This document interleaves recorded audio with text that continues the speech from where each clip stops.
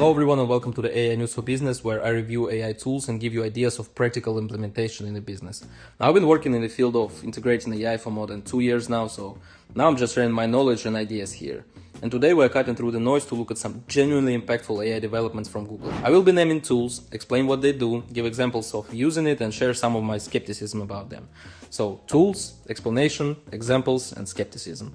Let's dive in and see what's actually useful. First up, Google is pushing what AI agents can actually do. We're not talking about a glorified chatbot here.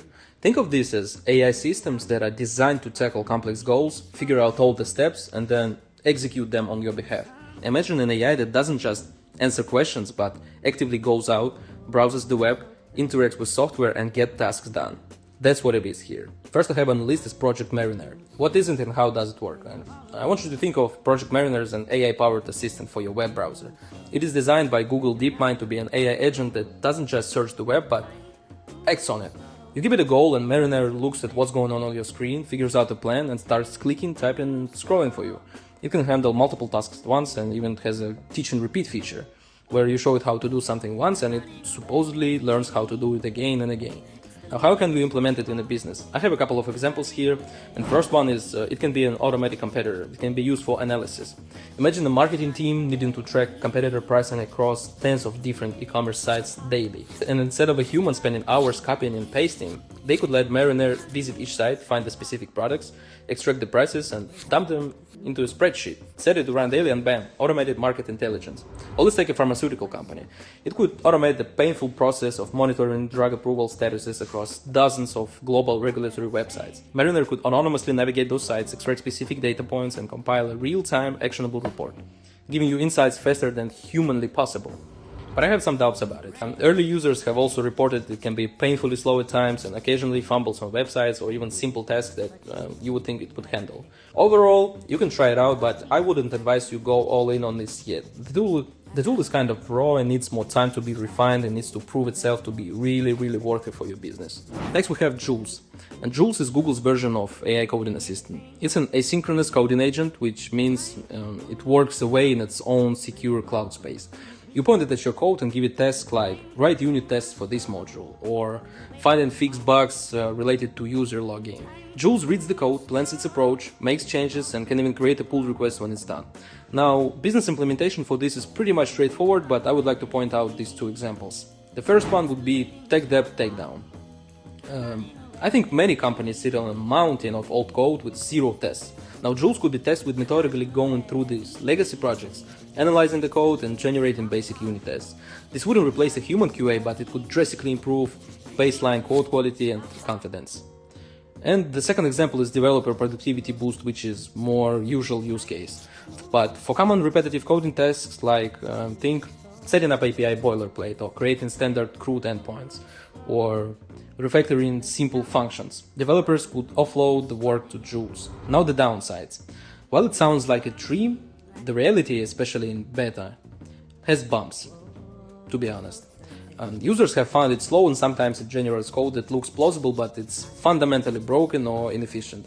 There is a steep learning curve and prompting it effectively, you often need a good grasp of the code already to guide it properly.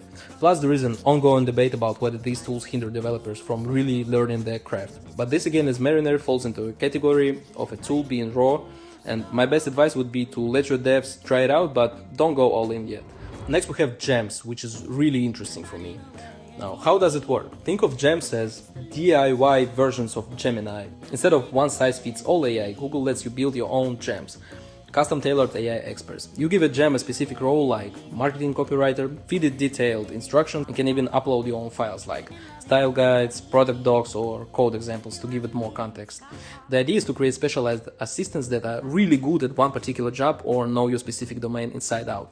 They are also integrated in the Google Workspace ecosystem, which is really great. But how to use it in a business though? And I have come up with a couple of examples for it. And first, it can be a hyper-personalized customer support bot. A company could create a gem trained on its entire knowledge base, product manuals, and past support tickets, all of this. This gem could then power an internal tool for support agents, providing instant, context-aware answers and troubleshooting steps tailored to that specific company's offerings. And the second example is something like an internal policy guru. Instead of having HR constantly answering the same questions, A business could build an HR policy gem. Fed with the employee handbook, benefits info, and leave policies, it becomes an instant 24/7 resource for staff to ask questions like how many vacation days do I have left, or what's our policy on remote work equipment, which is a really interesting use case to explore. But let's be real, this is Google playing catch up to OpenAI's custom GPTs. And while useful, it's not exactly groundbreaking. The effectiveness of a gem hinges entirely on the quality of its instructions and the data you feed it. If you feed it poor data, it will be garbage in and garbage out. And a big red flag for businesses is data privacy. How comfortable are they uploading potentially sensitive internal documents to train these gems? There are also concerns about how well these can truly capture the nuance required for the complex expert roles, and the risk of them confidently hallucinating incorrect information based on the provided docs. My assessment would be try it out, but take it seriously and spend some time actually trying to make it work, because the potential is great there, but we don't really have a lot of credible information of businesses implementing it at scale, which is really important. I feel like it can be a really great assistant to your employees, and even more than that, if done carefully and thoughtfully. Overall, my opinion on these tools will be, while the promise is huge, integrating these autonomous agents into complex existing business processes won't be plug and play. Expect a learning curve and the need for careful oversight initially to ensure they're acting precisely as intended. They are powerful, but they are not a magic bullet. I think it can be a great addition to your business if done carefully and thoughtfully. Now, if you want to get it done for you, or at least to see the demo of it working on practice for you, send me a message on Instagram or send me an email and we will figure it out. And there you have it, a look at some of Google's most exciting new AI tools that are set to redefine how businesses operate. Let me know if any of you guys have tried to use this and what was the experience like for you in the comments below. Don't forget to like this video, subscribe for more AI for business news. Follow me on Instagram, add me on LinkedIn, it is very appreciated, and I'll see you in the next one.